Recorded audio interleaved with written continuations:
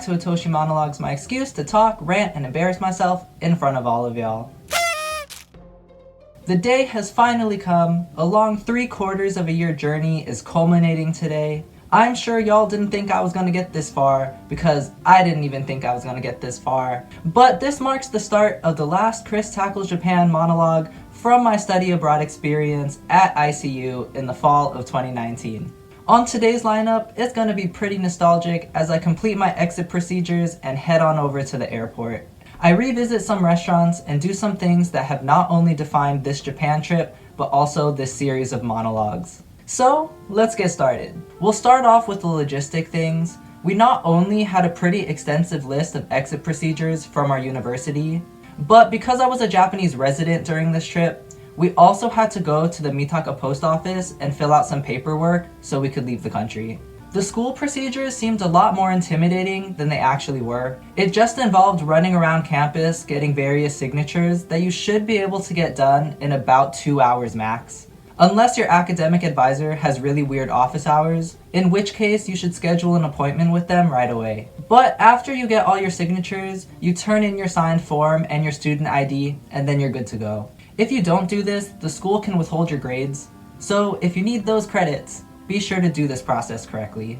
We just went in a group to get our signatures, and it was a great time. The post office visit is a lot more scary because the workers aren't fluent in English, and you gotta bust your way over there. But it functions like a DMV, where after you turn in the initial form saying what you're there to do, you're given a number and then told which counter is gonna call you. And then they'll just bounce you around to different counters until you're done. TLDR, you just need to tell them that you're no longer gonna be a resident of Japan and that you need to cancel your national health insurance. Our study abroad advisors provided us with this Japanese paragraph that I just showed to the front desk person, and they started guiding us to what we needed to fill out and where we needed to go. All in all, a lot less complicated and scary than I made it out to be in my head. If you ever have to do this, please don't be stressed out. You'll be fine. Unlike at some DMVs, all the workers here are very nice and helpful. And with all that paperwork out of the way, I can finally switch to enjoying the last few days I have in Japan. So let's start by revisiting some of the restaurants from my trip. Let's start with Cafe Sakai, located at Musashi Sakai Station. To represent all our omurices together, that first one at Tamago to Watashi. Then here at Cafe Sakai. And who could forget Kichi Kichi in Kyoto? Wild. Yet this time I got a pasta dish where it was their specialty pasta, but ingredients wise, it was cabbage and corned beef. So like St. Patrick's Day pasta. Still pretty tasty, but not as good as that omurice. Ah, good memories. Next up, we have Koko Ichibanya, also located at Musashi Sakai Station, representing the first big group outing that I had with the Dialogue House people. Oh yes, still so good. It just makes me sad to think that if I want this in America, I gotta wait like an hour to get in, where here, there's no line. Following that, we have the soba place by campus, also somewhere we found very early in the trip, but the group has whittled down to some of the fakest people I know. If you're ever studying at ICU, this place gives you a student discount and they give you a lot of food. I got katsudon and soba. Starch on top of starch. We also have our final trip to Hamazushi, the 100 yen sushi place where you order on a tablet. And just look at the food. I think it looks great. And each plate is only 90 yen as long as it's not a fancy plate. Here's a brief visit of the ramen place close to campus again too. Oh, the rice and pickle combo. Of all the restaurants, this place has improved the most for me. At the start of the trip, didn't really care for it. But as the weeks went on, I found myself craving the combo of that rich ramen broth with the zingy, spicy vinegar rice and pickles. I'm really gonna miss the homemade spicy mix for the rice. Now we have the Yuzu Shabu Shabu place that I have a love-hate relationship with because last time I was here, I ate a little bit over capacity, but I ain't scared one bit. Bring it on, Yuzu! Ate the right amount this time, and on top of all the other food I was eating, I saved room for grape soft serve, Kinako Kurumitsu soft serve, and fries for dessert. And still with the student discount, 2,000 yen for all you can eat shabu shabu, sushi, etc. Oh, with a bomb yuzu flavored broth and sukiyaki broth. Oh. And then we have our last dinner at the one and only ICU Gaki, aka the ICU cafeteria. No matter what other people say, I thought the food was pretty good, especially at the price point. Maybe it's because the standard I'm comparing it to at UCSD is so low, but don't knock the Gaki food until you try it. Moving on to another activity that surprisingly has made numerous appearances throughout these monologues. I got one more Poppin Cookin set for ya. We had the bakery set with the meron pan, the gummy making set. That was good. Really? Good. What does it taste like? Gummy. Oh, thank you. And the candy sushi. And today we have two of the same set, the Suitsu Party from the Kuresi company. Up until now, we've been all buddy-buddy making these mini food sets, but today, Shion, this is war. We each have our own set, so let's rumble. I should mention that Shion did not know this was a competition. While I was doing this, I didn't even know it was a competition. I was just planning to make one by myself, and after I finished, Shion showed up, and then she made the other one. But still, even if unintentional, competition. The only place that you can really mess up in this set is when you're microwaving your shortcake, so it really is just a competition over decoration. So let's go real fast over these mixing and pouring steps.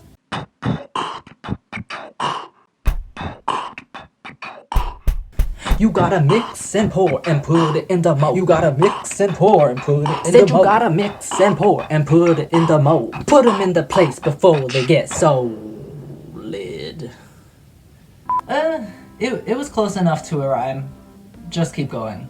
Whoa! Then you got to microwave and then you unmold. You gotta microwave and then you unmold. You gotta cut the cake just like you were told. Then decorate the knife so you beat Shion. Here we are both decorating our baby desserts, and even though it's marketed for children, gotta say, there's something rather therapeutic about them. Something about reverting to simple childhood activities is just rather comforting. Even though I'm in the middle of this cutthroat competition. Uh-oh, looks like Shion is having some difficulties.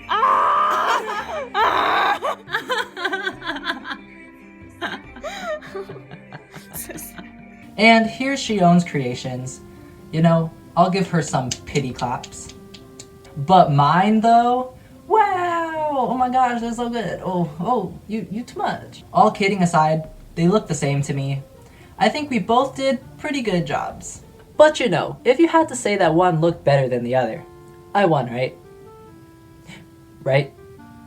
Fine. But aren't we both really the winners here? Will you let me finish? Aren't we both really the winners here because we gotta eat mini cakes? That's what I thought. And I got another priceless Shion review out of it. What's it taste like? Cake. Thank you. And we got to make this Suitsu Party while doing Dialogue House Lounge Karaoke Christmas edition. For Christmas is you, baby. All I want for Christmas is you. So again, I say, aren't we all really the winners here today? Well, let's go to our last KitKat taste test, and maybe by the time it's over, I'll have cheered up. Hello and welcome to the last KitKat taste test of the Otoshi Monologue series for this Japan trip. It's so sad. We've come such a long way. Maybe. Let's end it on hopefully a high note with this Sakura Kinako Kit Kat. Isn't it so pretty? Sakura, if you don't know, is the flower, the cherry blossom. Kinako, if you don't know by now, it's the roasted soybean powder. I talk about it a lot. This one, surprisingly, was one of the cheap Kit Kats. It was 300 yen for the whole bag. Came in a bag. It was not one of the fancy boxed ones, not some fancy souvenir Kit Kat one. And the packaging is still so pretty. Okay. Ooh, what a lovely, whatever color this is. Looks like, peanut butter milk. What else can it look like? It looks like a skin tone. Appetizing. Smell test. Oh yeah, it's definitely a Kinako Kit Kat. You got those nice nutty notes. Can't smell any Sakura though. I don't really know how you would incorporate Sakura into this. I don't know if like they put the petals and then like steep something with it. I don't think there's any way that this could be bad, but let us see.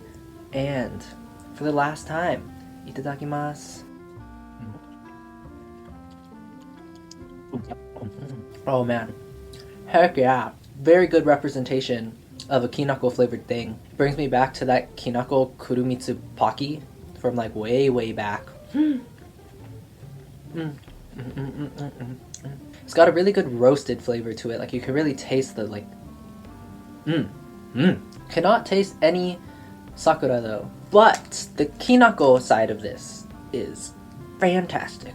But then again, I'm very partial because I really like Kinako. Even though I can't taste the Sakura in here, I appreciate that it was used because it gave them an excuse to make the packaging look like this. Like, doesn't that just make you happy by looking at the packaging? And isn't that what really matters? We eat with our eyes first, do we not? We definitely saved one of the best ones for last. I'm glad that this is the way we end our KitKat journey here in Japan. Well, not really in Japan because I'm already back. But that's all I got KitKat-wise, and we'll see what we try next. Alright, let's get back to it. Even though this part is gonna make me a lot more sad than that competition was. It was finally time to start saying goodbye to everyone, and the first of today's casualties was Shion. As you know, Riku left a few days ago, so Julian, Bing, and I walked Shion on over to the 93 bus stop to say our final goodbyes to our translator for the trip. Thanks for being high-key judgmental with me and eating so much food. That was so good. The following day, I was the next fallen member of the group. Here are the final looks at the Dialogue House dorm. Everything deeply cleaned, shelves empty, beds made, sink sparkling clean, the film setup taken off the walls, and the key card taken out for the final time as the door literally closes on this chapter of my life. But before my final farewell, it's only fitting that my last meal in Japan is Matsuya's tamanegi gyudon. I said at the beginning of my trip that Matsuya was my new favorite fast food place, and at the end of the trip, it's still true. And I got a nice egg yolk pop. Then the time finally came. My goodbyes. Gosh dang it, Julian. Why are you so frickin' tall? And why do you live halfway around the world from all of us? But thanks for always being so responsible with researching for all our trips. Without you, I feel like our trips probably wouldn't have happened. I'm really gonna miss your signature hellos, accompanied with that Julian smile, which I will not attempt to reenact, as it would be a huge injustice to the real thing. And bingo.